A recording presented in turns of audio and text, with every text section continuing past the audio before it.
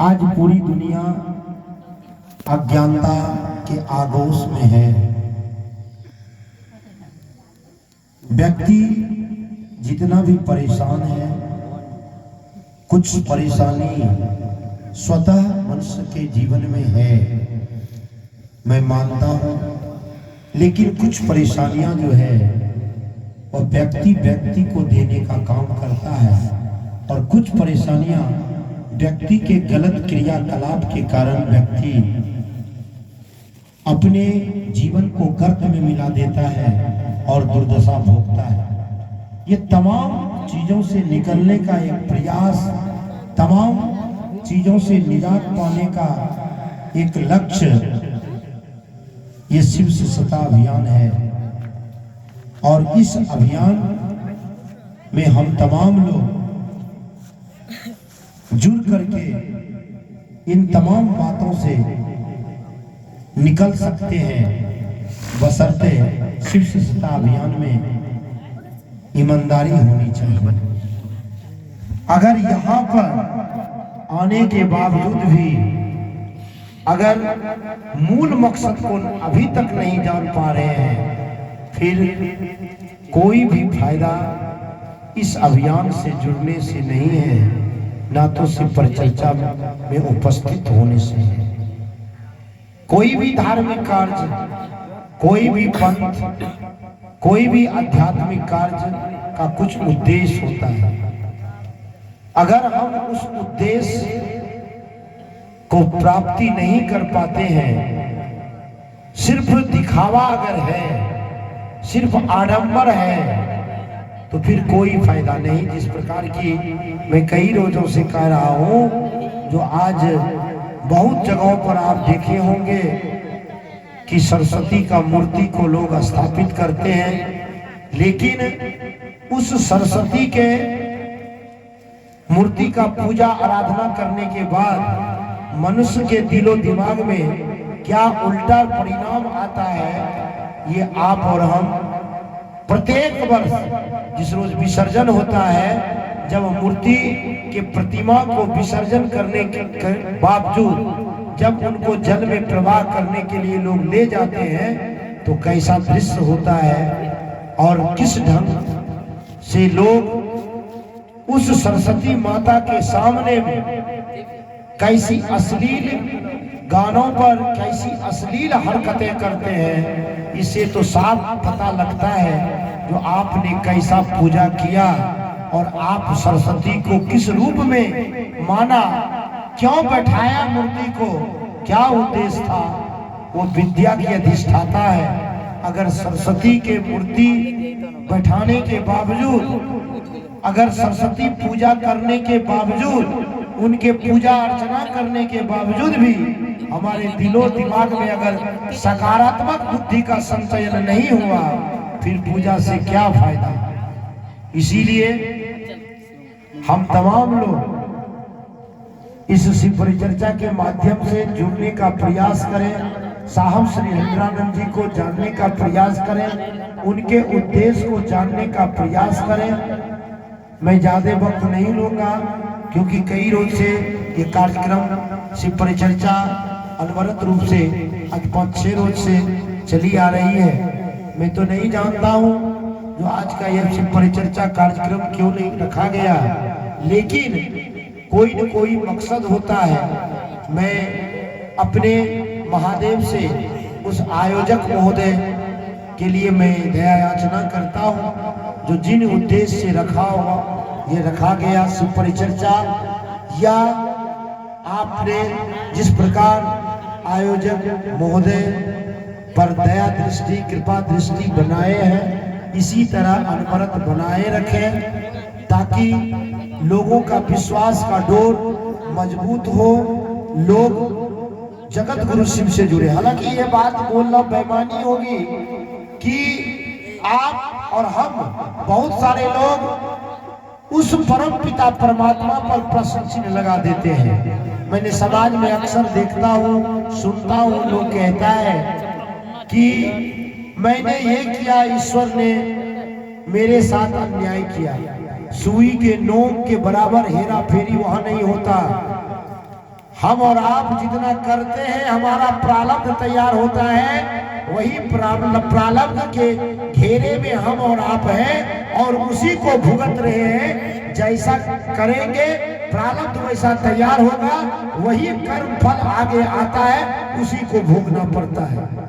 इसीलिए इससे निकलने का एक ही रास्ता है कि आप और हम इस आदि गुरु जगत गुरु शिव से जुड़े। अब कहिएगा क्या कारण है जुड़ने का? तो मनुष्य चाह करके भी अपने आप को अच्छाई के रास्ते पर नहीं ला पाता है। बहुत व्यक्ति ऐसे हैं जो इतने बड़े जाल में उलझ चुके हैं कि उनको भी अच्छा नहीं लगता जो मैं जो कर रहा हूँ ये अच्छी बात है, लेकिन निकल नहीं पाता है। ये संसार का नियम है, ये दुनिया का नियम है।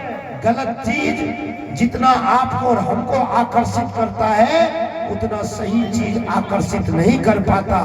अगर आपको सौंफ खाने की आदत है, आपको सवेरे या रात को दूध एक गिलास पीने की आदत है, ये आदत आसानी से आप और हम छोड़ सकते हैं। जबकि ये शरीर में कहीं न कहीं अच्छाई की तरफ शरीर को ले जाता है, कहीं न कहीं इससे शरीर में लाभ होता है। एक खैनी का आदत आपको और हमको लग जाए, अगर लगे जो इसको मैं छोड़ दूं, लेकिन आप चाह करके भी नहीं छोड़ सकते। आपके हमारे हाथों में बस एक चीज है, जब खैनी नहीं खाना आरंभ किए हैं उस समय आपके और हमारे हाथों में है जो मैं खैनी खाना आरंभ करूं या ना करूं। अगर आरंभ कर दिए हैं, आदत लग गई, अब आपके हाथों में नहीं है जो आप उसको छोड़ सकते हैं। क्योंकि गलत चीज है, गलत चीजों में आकर्षण होता है, गलत व्यक्ति में आकर्षण होता है, गलत वस्तु में आकर्षण होता है, गलत खाद्य पदार्थ में आकर्षण होता है, सही चीजों में आकर्षण नहीं होती है। इसीलिए आपको और हमको अपने जीवन को उज्जवल बनाने के लिए आडंबर मुक्त, आडंबर युक्त नहीं, आडंबर मुक्त ये अभियान है शिव परिचर्चा। इसमें जुड़े आप जिस स्थिति जिस परिस्थिति में हैं, कोई लेना देना नहीं है। ठंड का मौसम चल रहा है, मैंने कहा आडंबर मुक्त, क्या मतलब हुआ? आप दुर्गा स्थान, आप किसी देवस्थल बगैर स्नान किए हुए नहीं जा सकते, नियम बना हुआ है। आप जब पूजा के तरफ जाएंगे आपको स्नान करना होगा। आपको जो वस्त्र आप नहीं पहने हैं, खींच करके रखा हुआ है, वही पहन करके आप पूजा कर सकते हैं। भूखा रह करके पूजा कर सकते हैं, नमक बगैर खाए हुए पूजा कर सकते हैं, ये नियम है। दो ही काम होता है, मैं तो अक्सर देखता हूँ, स्नान नहीं कर पाएंगे पूजा छोड़ दिए, नमक खा लिए पूजा छोड़ दिए, कुछ खा लिए देवस्थल नहीं जाएंगे, भगवान के नजदीक नहीं जाएंगे। एक शिव परिचर्चा अभियान ऐसा है जहां पर आपको अपने शारीरिक क्षमता के मुताबिक आप कोई चीज खा सकते हैं या नहीं खा सकते हैं, स्नान कर सकते हैं या नहीं कर सकते हैं। सफाई के लिए तो जरूरी है, सफाई के लिए जरूरी है स्नान करना, सफाई के लिए जरूरी है साफ वस्त्र पहनना, इससे आप रोग मुक्त रहेंगे। लेकिन कभी बुखार हो गया, खांसी हो गया, जुकाम हो गया, तो आप और हम तो नहीं कर सकते। उस स्थिति में मेरा लिंक टूट जाता है। लेकिन इस अभियान में आपको हमको कोई दिक्कत नहीं है, क्योंकि ईश्वर का हम संतान है। हम हर एक स्थिति, प्रत्येक परिस्थिति में उस परमात्मा का नाम ले सकते हैं। इसीलिए यहाँ पर कोई वर्जना नहीं है। और जहां तक रही बात आप क्या खाइएगा, क्या खा सकते हैं, क्या नहीं खा सकते हैं, बहुत सारे लोगों के मन में ये विचार होता है। जो शिव परिचर्चा वाला जो होता है वो कहता है सब कुछ खाइए, शिव को गुरु बनाइए। मैं घूरता हूँ तो लोग कहते हैं जो दूसरे पंथ के हैं, कभी भी शिव मन से ये नहीं कहा जाता है जो आप मत खाइए और ये नहीं कहा जाता आप खाइए। मैं कौन होता हूँ? कोई भी कौन होता है? जो भी यहाँ पर उपस्थित होते हैं वो उसका परिचय होता है, या तो वो शिव का शिष्य है, वो शिव का शिष्य है। कोई गुरु तो है नहीं, कोई विद्वान तो है नहीं, कोई ज्ञानी तो है नहीं जो आपको आदेश देगा। आपको आदेश नहीं दे सकता है, आपको वो शिव से जोड़ने का काम करेगा। शिव की दया जैसे आप पे प्रकट होगी वैसे वैसे आप खुद समझ जाएंगे अभियान में क्या है। लेकिन मैं स्पष्ट रूप से कह देता हूं कि जहां तक खान पान की बात है, जीव हत्या किसी भी स्थिति किसी भी परिस्थिति में जायज नहीं है।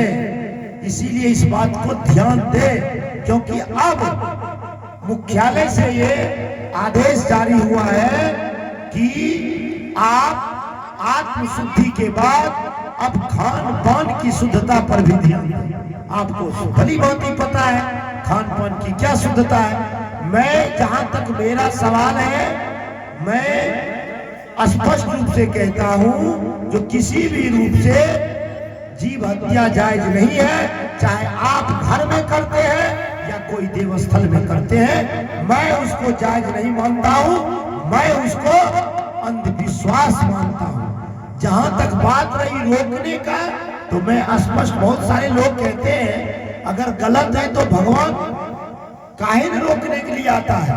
भगवान कहीं नहीं रोकता है। कर्म की स्वतंत्रता दी है मानव को। आप जो कीजिए, परमात्मा आपको रोकने के लिए नहीं आएगा। लेकिन क्या चीज की स्वतंत्रता दी है? कर्म की, परिणाम का नहीं। जब परिणाम का वक्त आएगा तब उसको आप भुगतिए। ये नीचे की अदालत नहीं है जहां पर गवाही होते हैं, जहां पर आपकी केस की पैरवी कोई वकील करता है, वहां पर पैरवी नहीं होता है, वहां पर दलील नहीं होता है, वहां पर सफाई नहीं दिया जाता है। वहां पर सीधे डिसीजन होता है, फैसला। और जब फैसला आता है तो आप और हम देखते ही हैं, जो क्षण में क्षणक हो जाता है और मनुष्य कहां से कहां तुरंत चला जाता है, कोई ठिकाना नहीं चलता है।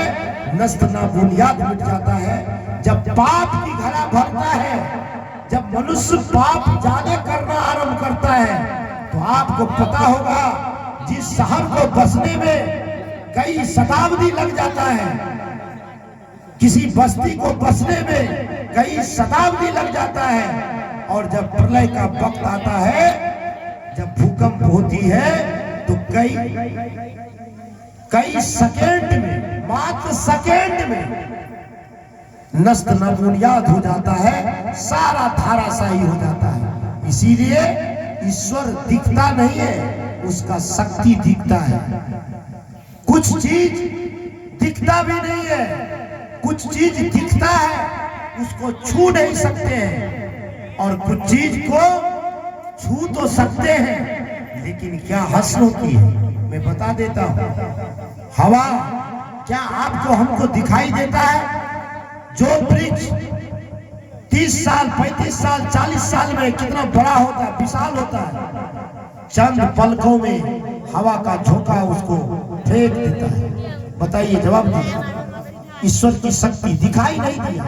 आग हम उपयोग करते, छू नहीं सकते हैं, राख कर देता है, अंत में ये शरीर को भी जला करके भस्म कर देता है, नष्ट नाबुनियाद मिट जाता है, खाका मिट जाता है। तीसरी, पानी। मैं निगलता हूं, जिंदा रहता हूं, जब पानी निगल ले मृत हो जाता है। इसीलिए ईश्वर की ये शक्तियां हैं, सारा चीज को समझे। रात काफी हो चुकी है, इसीलिए मैं ज्यादा वक्त नहीं लूंगा। कई रोज से शिव चर्चा कार्यक्रम चल रहा है अनवरत रूप से, इसीलिए इतना ही कहकर मैं अपनी चर्चा को जगत गुरु श्री